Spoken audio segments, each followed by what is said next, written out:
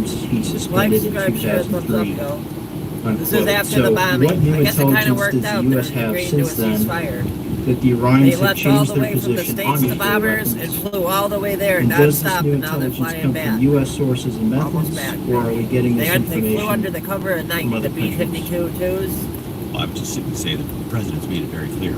He's looked at all of this, all of the intelligence, all of the information, and come to the conclusion that the Iranian nuclear program is a threat, and was willing to take this precision operation to neutralize that threat Maybe they did actually have advance American national interests, reduce the Iranian nuclear program, and obviously collective self-defense of ourselves and our allies. So he looked at all of it, understood the nature of the threat, and took bold action. I think the American people will expect in the commander-in-chief.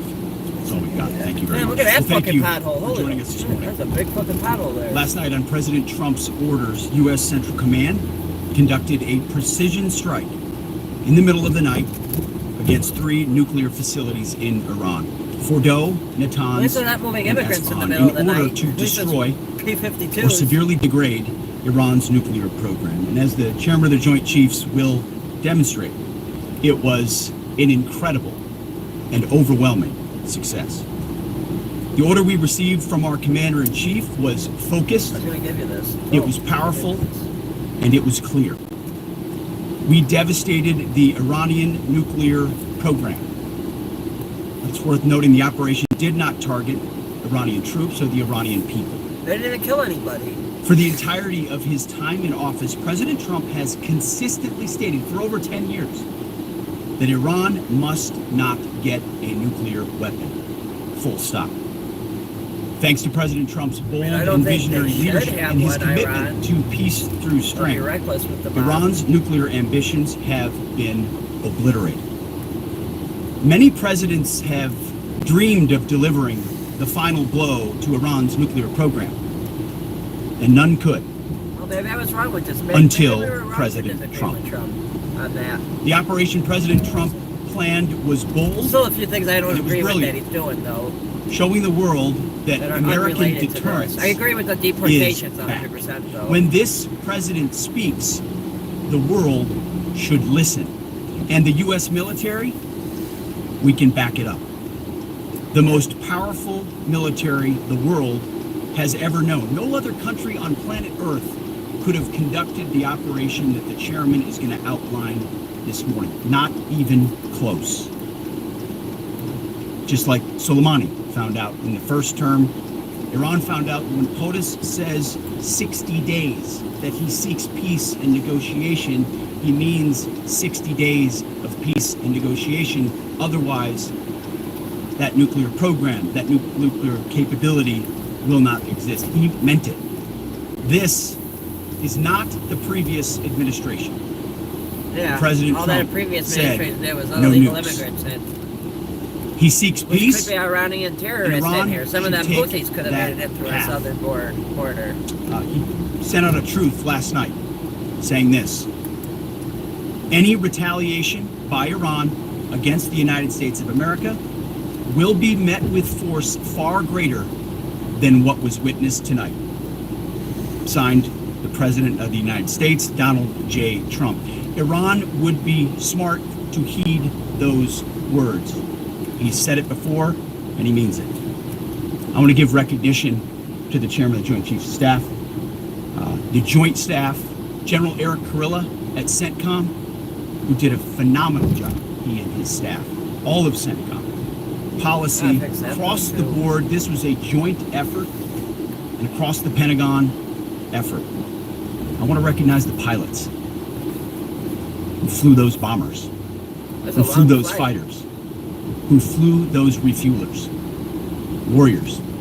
I want to recognize the sailors on those destroyers, in those subs, on those carriers, warriors, all of them. I want to recognize our soldiers doing air defense, base defense, QRF, warriors, all of them. Every American involved in this operation performed flawlessly.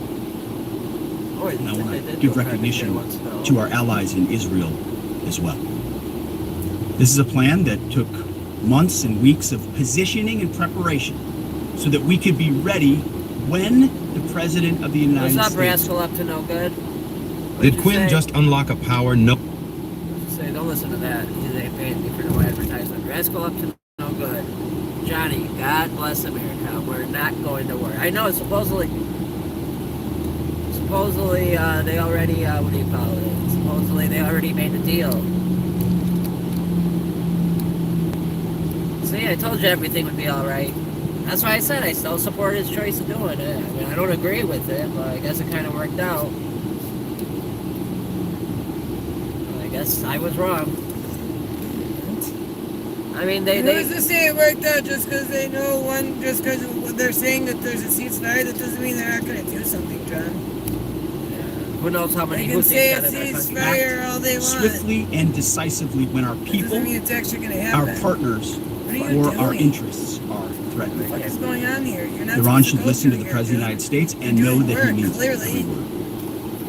I want to give congratulations to our Commander-in-Chief. It was an honor to John, watch you're him not lead supposed to go through here. last You're night and blind. throughout, and to our great American warriors What the for fuck is this what is successful wrong with you? operation. God bless our troops. Definitely some high train tricks. We were in a Jeep. Blind? We were in a Jeep. Even if you're in a Jeep, you'd be an idiot to do that. That's why they have a fucking don't cross the road sign. I went over those. But you went through it like an idiot. Go. That van in front of me went through it too. Yeah, and they turned around just like you.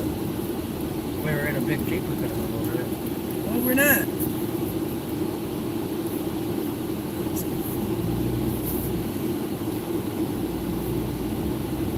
What's up with you, Daddy? Just because you see something that says ceasefire, and how much AI shit do we see? I don't believe that shit. Yeah, that is true. There's a lot of AI shit. We don't need pity right now. We need a lot. Oh wait, no ceasefire. This is saying now. Let's see what this says. This is coming from a different thing. So let's Normal see. government where you're not constantly trying to get nuclear weapons to bring about the This end of one the says world, which is Iran effectively what they're trumps constantly ceasefire trying to do. But claims. today is a False great day claims of truce for America. It's a will be great day shut for Western down civilization. in Scott, coming my hours. problem is the Trump administration is taking 2 a victory hours lap ago. as if they're the only ones who planned this. And I understand he took the action, but this action was planned by the military for multiple administrations. You just said yourself, Israel has been pummeling Iran because the Biden administration was providing weaponry for them to do so. Fuck Joe Biden. So I will say, it's just amazing to me plans that are only pieces of lasts paper unless they're multiple executed. administration. And this plan is And so, executed okay, flawlessly. so Occasionally if the correct answer is he just, rolled the dice. good job, President Trump. Well done. He rolled Occasionally the that's the right dice, answer. but he rolled the dice. We don't know how this is going to end. Is this going to bring about peace? I'm not sure. If you want to say tonight, for sure, 100%, it's peace, I'm actually willing to kind of look at that bet because over the course of time, You're hoping for something else? No, I'm not. Is joining us. That's retired Air Force Colonel Cedric Layton and former Deputy Director of National Intelligence Beth Sander. And Colonel Layton, let me start with you because I just think the question here is how to know if this is real, if it's going to hold. Obviously, there's a ton of optimism coming out of the White House that this is an agreement that is not just temporary. They're hoping it's going to be a permanent cessation between Israel and Iran. Yeah, Caitlin, that's going to be, I think, the main question here is, how do you verify this? So, of course, one of the key things will be flight activity. Are the Israelis conducting offensive flight operations against Iran? Are they continuing to do that? If those flight operations stop, as outlined in the agreement that President Trump announced, that would be a key indicator, at least for the moment, that hostilities have basically ceased temporarily. The other thing, of course, what is Iran doing? Is Iran sending missiles in the direction of Israel and missiles and drones? So if both countries are ceasing their activities, that would be a key indicator, at least on the surface, that the ceasefire is beginning to take hold. And I if believe in the that's case, ceasefire, but I do that think could they got then sleeper pave cells way in our for a country, more the permanent Houthis type that of, Joe Biden let peace into our agreement. open wide But border these that things they can could get break on very this easily. telephone and We be have to like, be yo man, cognizant of the go fact do that that thing, in the we're United dealing with States. countries that have, in essence, been at war Biden with let each other people for a in. very long time, even if it's not an openly declared That war. thing, It's that they definitely been a planned, conflict that's thing. basically existed since The the fuck is Iranian this? Revolution, and that Oh, is this a house burning down? is a big hurdle for both countries to overcome. But if they do, that would be a major achievement. And Beth, let me read you an update. I just mentioned what the Iranian foreign minister, who is one of the key officials that people like the Middle East envoy at the White House, Steve Witkoff, have been speaking with over the last few days as this has been going on. He just posted another update after trying to deny that there was any kind of ceasefire agreement. He now says the military operations of our powerful armed forces to punish Israel for its aggression continued until the very last minute at 4 a.m. Together with all Iranians, I want to thank our brave armed forces who remain ready to defend our dear country until their last drop of blood, and basically says they're ready to respond by any attack. That seems to suggest, though, Beth, that they are winding down. Is that how you read that? I do. I mean, look, this is a culture, I think maybe in some ways not different than ours, but it's a faith-saving culture. It cannot look like, this is a regime that is fragile, right? But it is built on this whole idea of regime preservation, right? These are not elected people. And so in order to stay in power, they cannot look weak.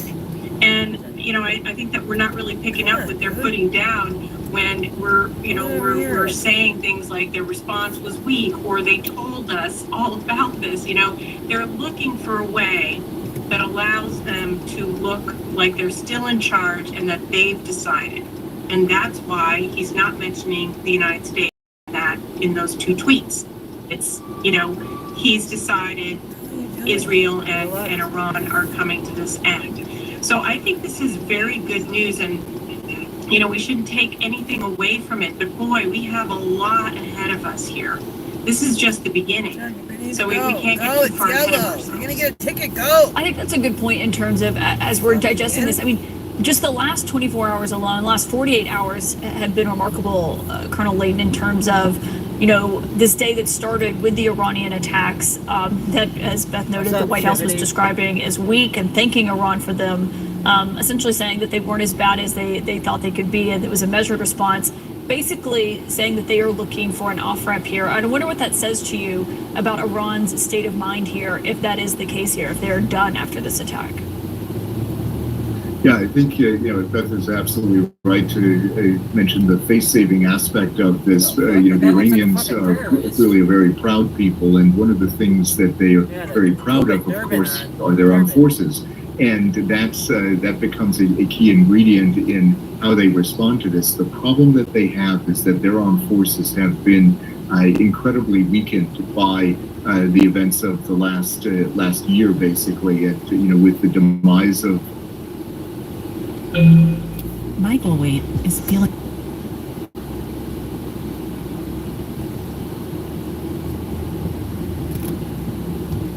In essence, they've weakened their outer layer of defense, right? That has been weakened for them.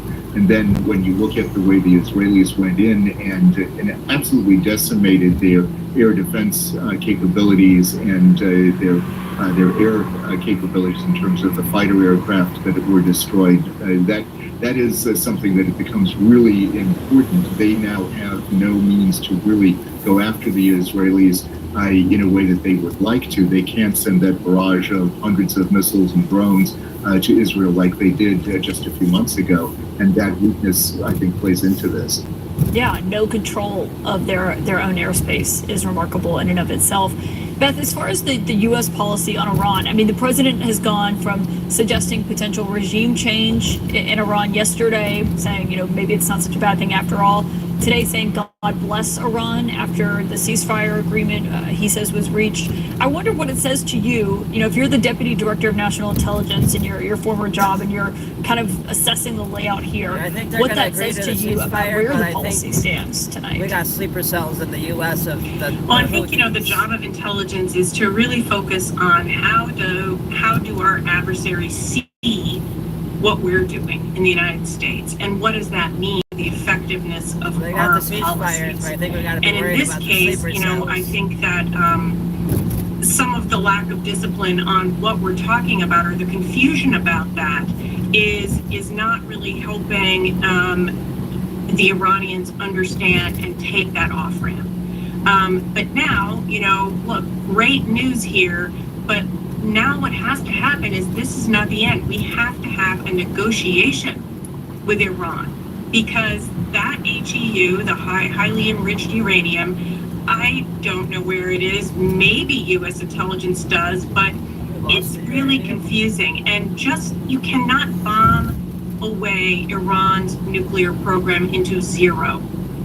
There's knowledge. So we need negotiations that are serious. There are steps ahead, and that's what I would be counseling the president on. Come on the air tonight, we do have breaking news as President Trump says there is a ceasefire agreement between Israel and Iran. And for the moment, as we are coming on the air right now, missiles are continuing to be fired back and forth as we are watching all of this very closely, because this could, of course, be a potentially major development. A diplomat who is briefed on the talks tells CNN that Iran has agreed to the deal, and a White House official tells us Israel has agreed on the condition that Iran stop its strikes. We have not yet heard anything officially from the Israelis. We just got an update from the Iranians. I'm going to read to you in a moment. But the backstory here is this. President Trump wrote on Truth Social at 6:02 Eastern tonight, quote, "It has been fully agreed to by and between Israel and Iran that there will be a complete and total ceasefire." There was a flurry of activity at the White House before that post went up today. Officials had been rushing back and forth to the Situation Room to monitor the latest on the ground as Iran was retaliating.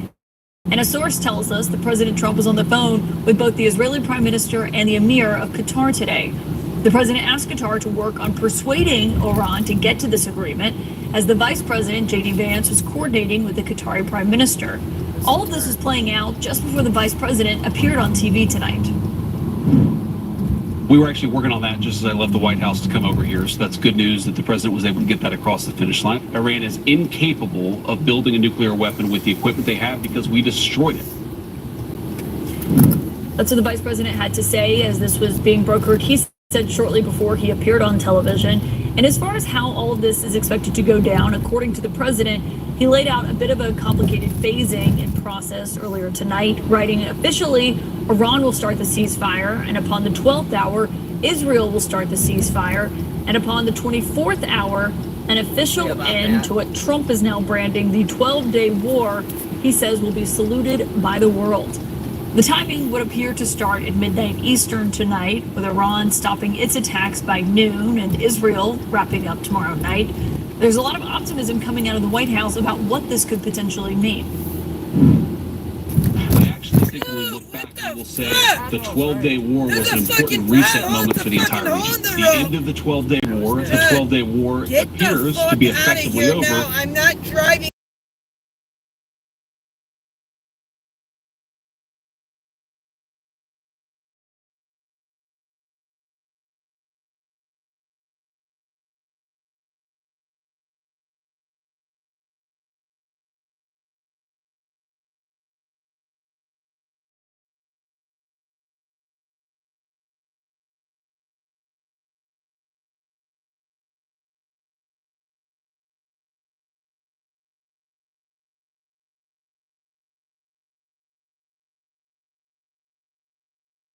Americans were harmed and hardly any damage was done.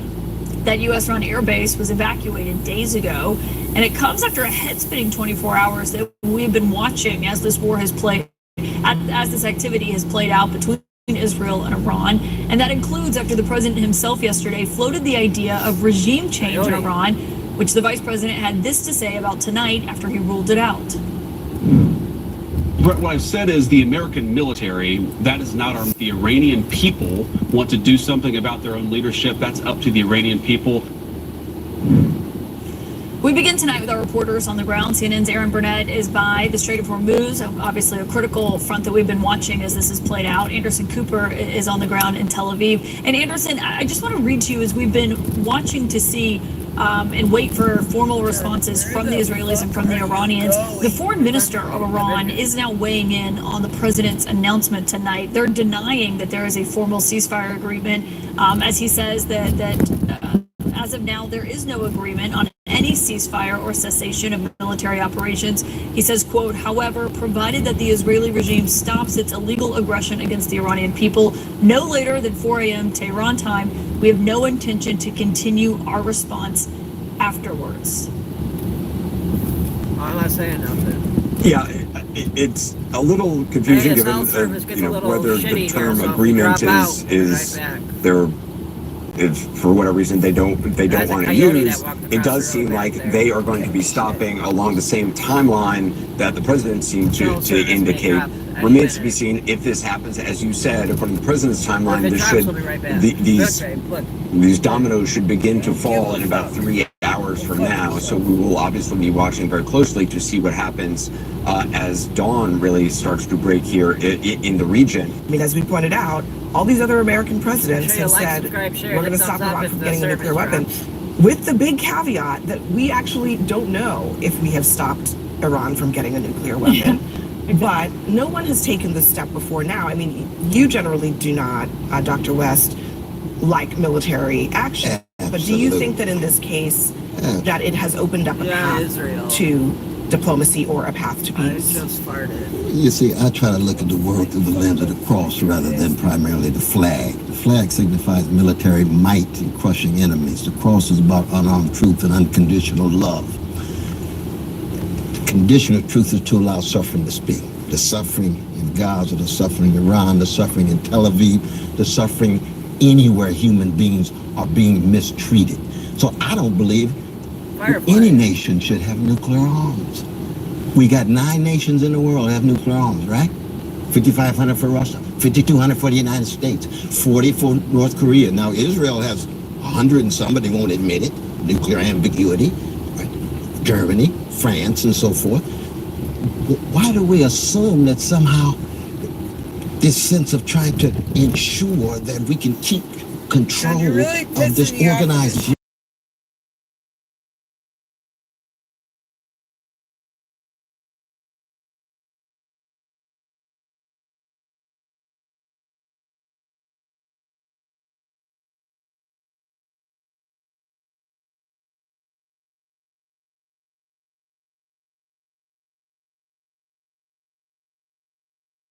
developed a bomb?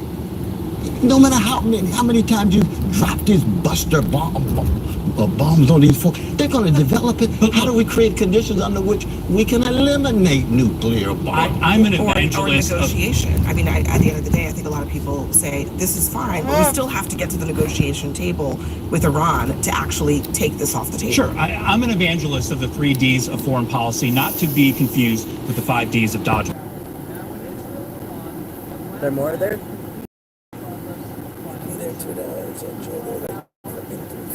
So you're saying they're cheaper at the gas station? Yeah. Man. $1.50 cheaper. Each one. Huh? $1.50 cheaper each one. Damn.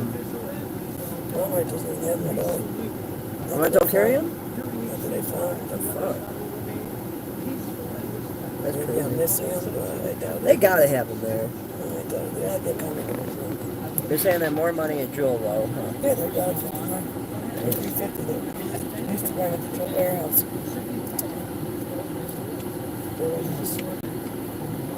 Damn, baby, look. That's crazy, ain't it? Yeah, sorry, we lost battery power. Lose everything. Can you get me the fuck out of here, please? Okay.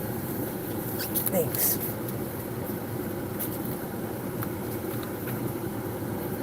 Good job, I have to answer for you. Yeah, let's go.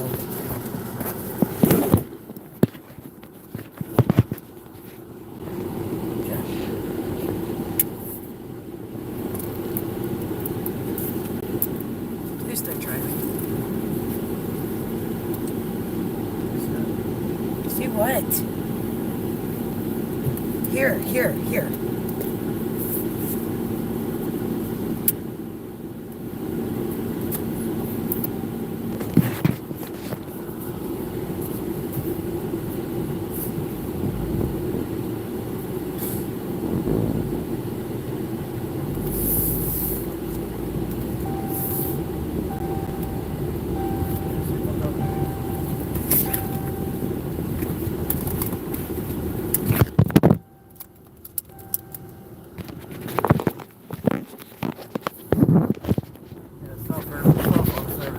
Back here a little bit.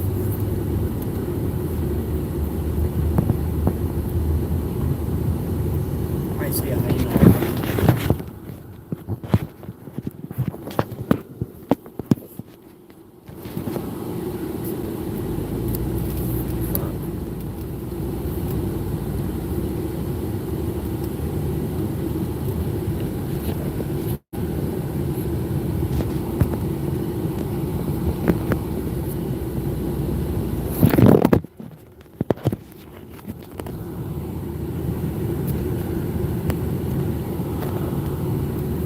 Wow.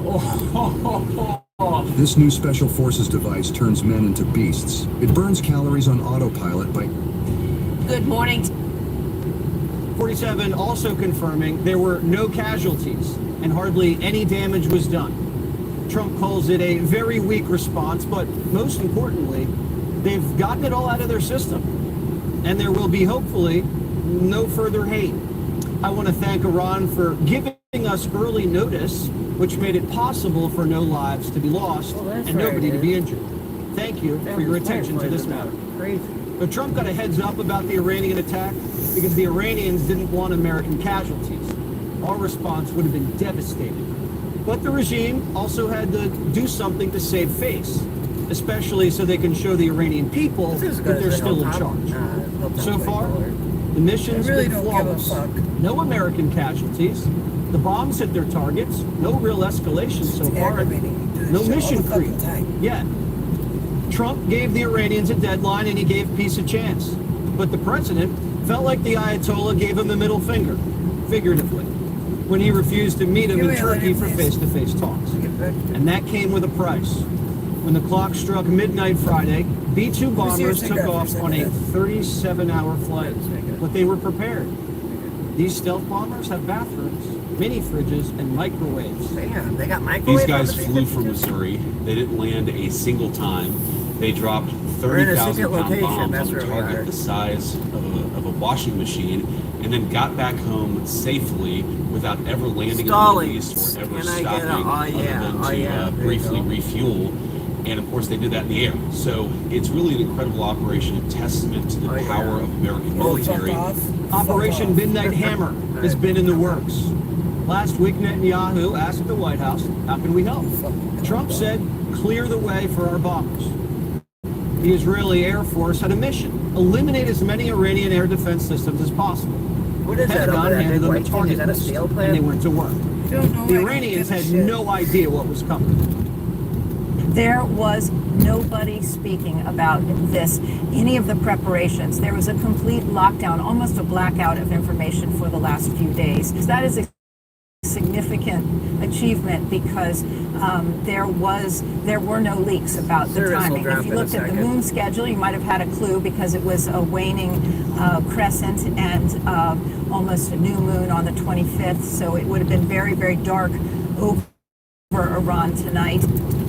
Trump gave the final order on Marine One. Secretary Hegseth called him when he was leaving Bedminster Saturday and said, the B-2s are about to reach the point of no return.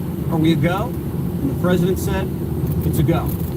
The administration was confident their intelligence was rock solid.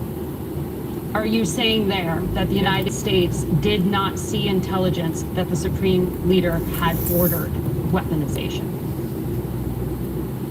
That's irrelevant. I think that question being asked in the media, that's an irrelevant question. That is the key point in U.S. intelligence assessment. You know that. No, it's not. Yes, it was. No, it's not. The political decision had not I know that better than you know that, and I know that that's not the case. But I'm asking you whether the order was given. And the people who say that, it doesn't matter if the order was given. They have everything they need to build nuclear weapons. Why would you bury things in a mountain, 300 feet under the ground? Right. Why would you bury why do they have 60% enriched uranium? Why do they have a space program? Is Iran going to go to the moon? No. Maybe.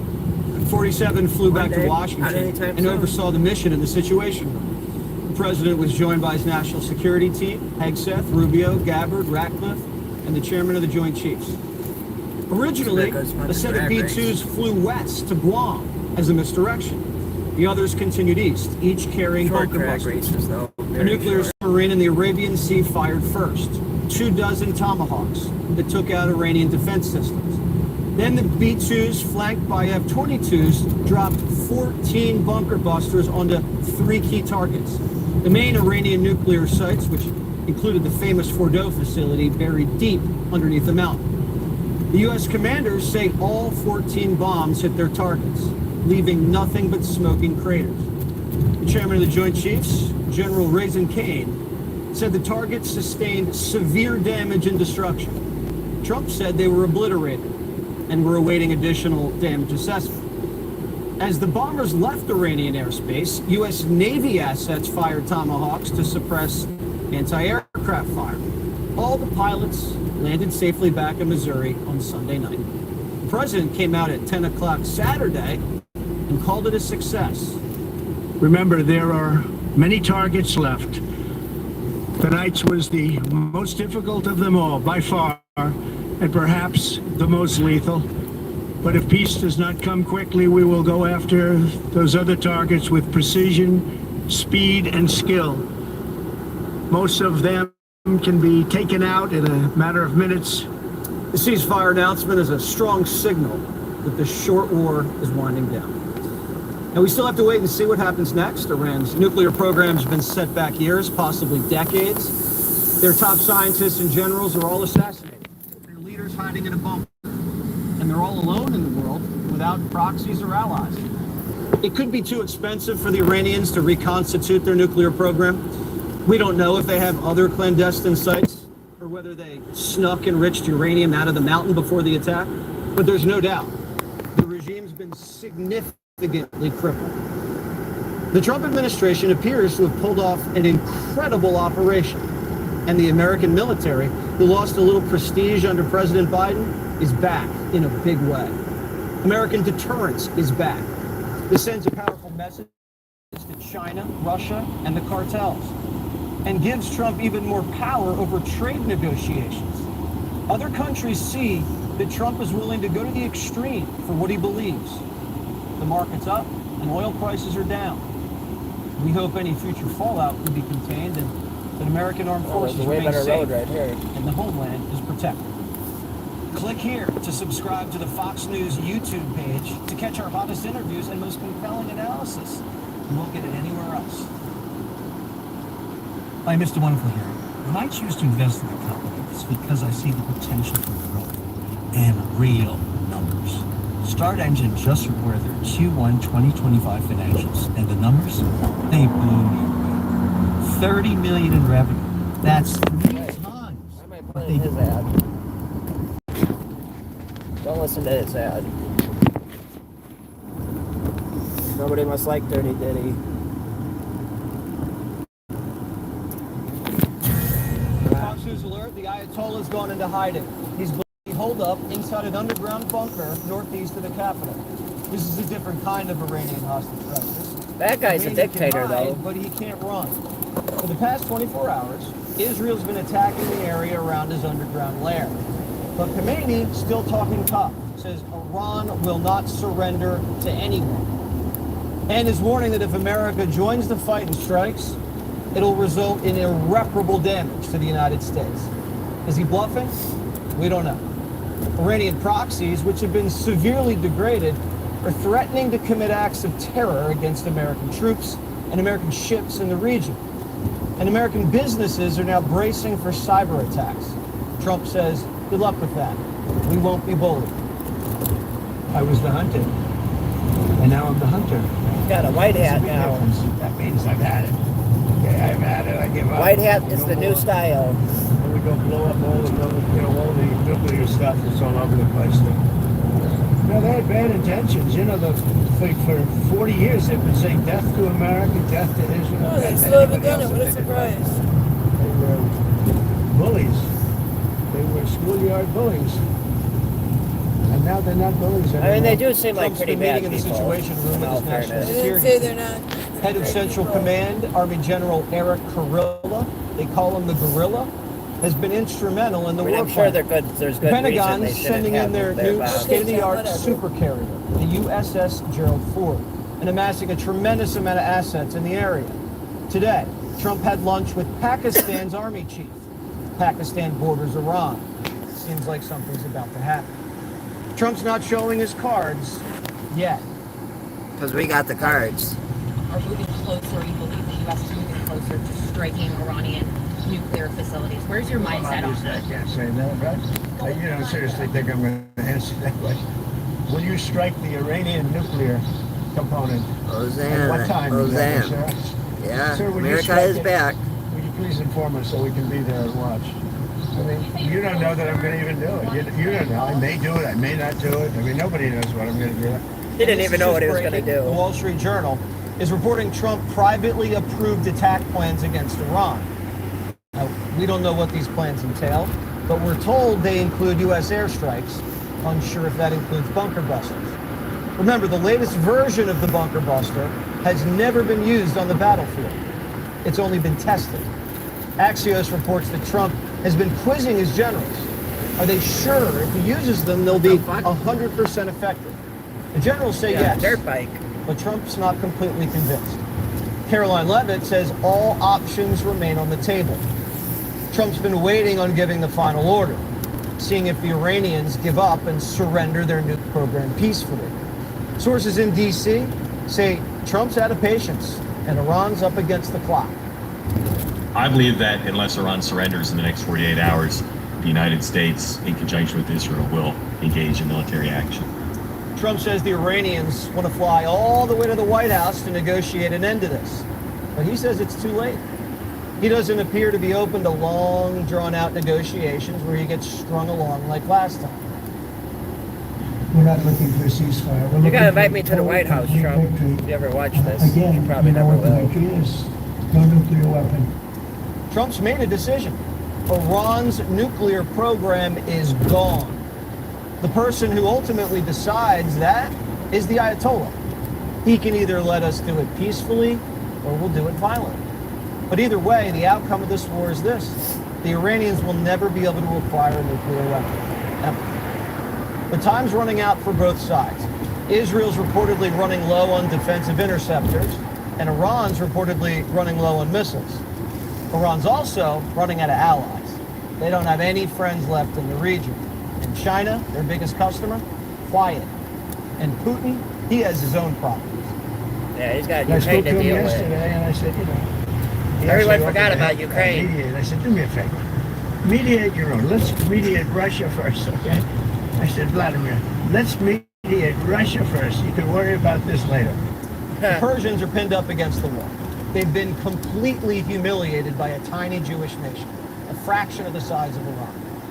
And now the Daily Wire is reporting that the Mossad set up a fake hotline in Iran and ordered top Iranian military officials into an emergency meeting.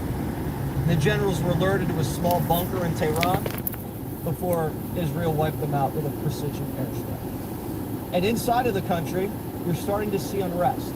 Sanctions have crippled their economy so badly that workers are rioting over delayed payments. Manufacturers are striking over high inflation. Schools, cement factories, and pharmaceutical plants are shutting down. The Iranian currency is getting shredded.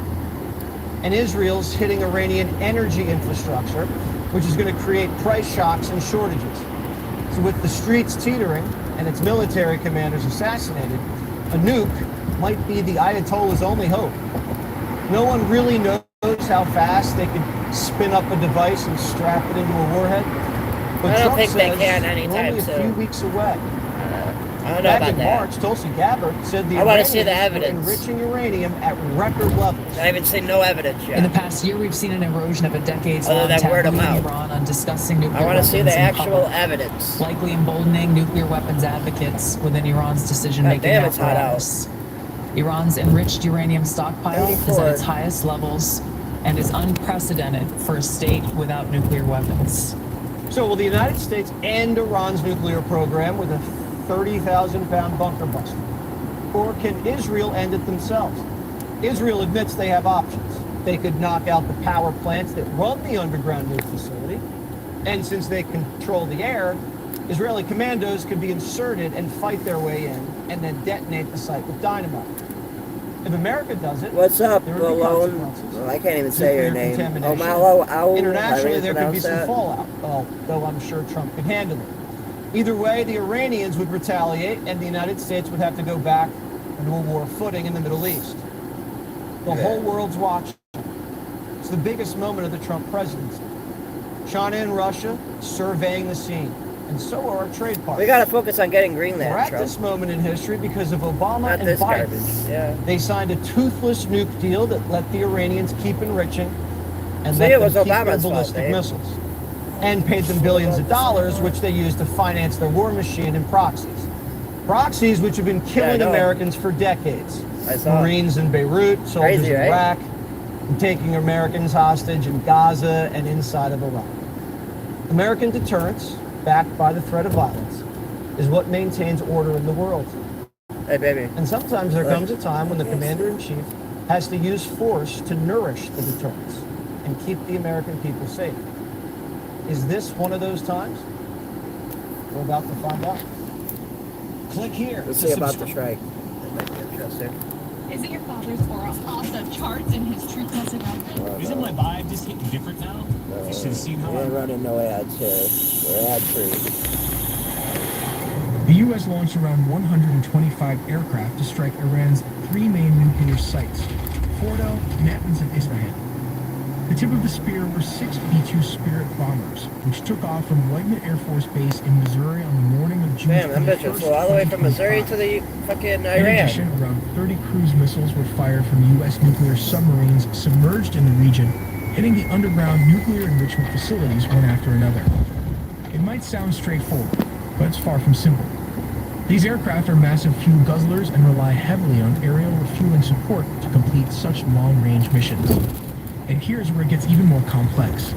The KC-135 Stratotanker aircraft, responsible for mid-air refueling, don't operate alone. They require protection provided by F-A-18 electronic warfare squadrons that escort the tankers and also help shield the B-2 bombers from detection and attack. More detail all in the video ahead. The mission begins in the quiet hours before dawn at Whiteman Air Force Base in Missouri, where the B-2 Spirit prepares for a flight that will span continents. While the stealth bomber is capable of flying non-stop with aerial refueling, pilot fatigue is a major consideration. To mitigate this, the U.S. has strategically positioned allied air bases in Qatar, closer Alexis to Negrade, hi. and possibly forward operating bases Bro, such they're as Anderson not getting Air Force Greenland. Base Why are they in not getting Guam, Greenland? You don't think Trump can get Greenland? I think Trump will get Greenland. By redeploying several B-2 Spirit bombers from the 509th bomb wing to Diego Garcia. Right. The U.S. So that's why we ensures need Greenland. for operations across the Middle East, Africa, and the Indo-Pacific. We're providing Greenland with too much. That's why we need Greenland. Enhances both survivability and operational reach. But there were also That's something I will agree with. Trump gets Greenland. Across the Arabian Sea, F-A-18 Super Hornets and E-A-18 G roller launch from the decks of U.S. carriers. We need it. No, Greenland's not problems. Greenland's good. While others will they got a lot of raw earth materials there and oil and other precious metals. Tankers laden with fuel loiter in friendly airspace over Saudi Arabia. The crew's aware that their unglamorous task and Canada we need to acquire too. Catastrophe. As the B-2s lift Canada would be good for us to acquire. Into the night sky. And I could go to Toys R Us. Stealth is their shield, and distance is their right by Detroit. Hours into the flight, they rendezvous with tankers flying over the canal, gulping fuel midair as F-A-18s circle protectively. The growlers emit a cacophony of electronic noise masking the strike group's movements. Meanwhile, in underground command centers, U.S. analysts watch real-time feeds ready to redirect forces if Iran's radars flicker to light. Crossing into Iranian airspace is no easy task. The B-2s must climb to an extremely high altitude, their routes meticulously plotted to avoid known missile sites. Below the landscape, a vast stretch of mountains and deserts offers little cover, but the bombers' radar-absorbing skin helps them slip past enemy detection. As the targets come within range, the crews face a critical decision. Launch standoff missiles from hundreds of miles away or descend to drop bunker-busting bombs directly onto fortified sites. There are different bunker buster bombs of different caliber, but what sets it apart from the rest is this GBU-57, which is typically delivered by the B-2 Spirit stealth bomber. Due to the bomb's large size and weight, the aircraft can carry only 2 of these weapons in its bomb bay compartments. While it lacks thrusters, the weapon is equipped with 4 active lattice fins and a precision guidance system that enables it to glide accurately to its target using military-grade GPS. Constructed from a specially designed high-performance steel alloy. You guys want to keep saying this? Falling under gravity to Trump penetrate 2028, I agree. 200 feet of underground soil or concrete. But it's not that easy. Iran's air defenses remain a formidable threat. MiG-29s and aging F-14s may not I be agree. cutting edge, Trump but they can still be 2028. dangerous I if agree they're lucky enough 100%. to intercept a B-2 stealth bombers.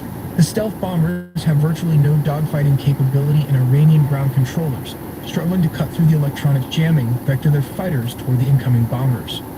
But the U.S. military has its own countermeasures. E-18 Growler, flooding Iranian frequencies with static to disrupt communications and targeting systems. Confusion spreads, making it harder for enemy pilots to coordinate. If Iranian fighter jets manage to get close, the F-A-18s are waiting. Guided by airborne warning and control system aircraft orbiting safely offshore, they engage with long-range missiles, forcing Iranian pilots to either break off or face certain destruction. The B-2s will now be racing westward to avoid Iranian air defense system. Behind them, the sky churns with chaos. SAM sites reactivated in desperation unleash salvos that spiral harmlessly into empty air, duped by decoys. Growlers continue their electronic siege, while reserve F-18s surge forward to reinforce the retreat. Over Iraq, the bombers meet tankers again, gulping fuel as F-22 Raptors join the escort, their sensors scanning for threats the Iranians might get muster. Let's take a look at how this works. Step 1. The bomb deployment platform. As previously mentioned, a B-2 stealth bomber flies at a very high altitude. When the aircraft reaches the designated location and the conditions are optimal, it releases the weapon. The bomb is designed for precision, and the deployment height plays a crucial role in its trajectory and effectiveness. Then step 2 comes the targeting precision. The bomb is outfitted with advanced guidance technology, including GPS and inertial navigation systems, which are military-grade satellites. Then comes step 3, that is adjusting the trajectory. The guidance information and data is then transmitted to the bomb's 4-lattice motors fins located at the rear.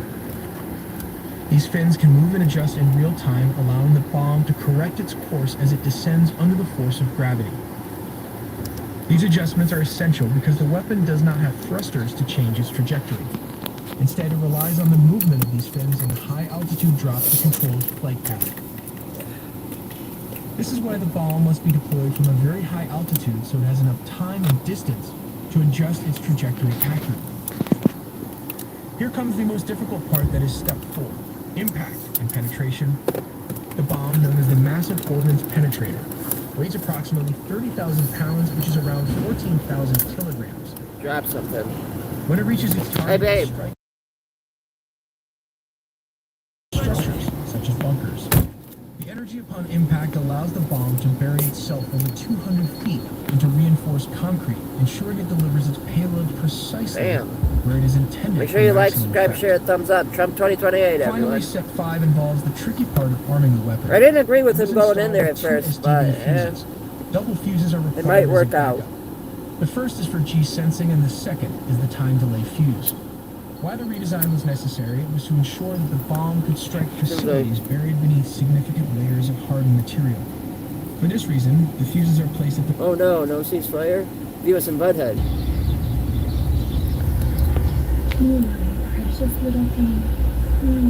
What the hell is that?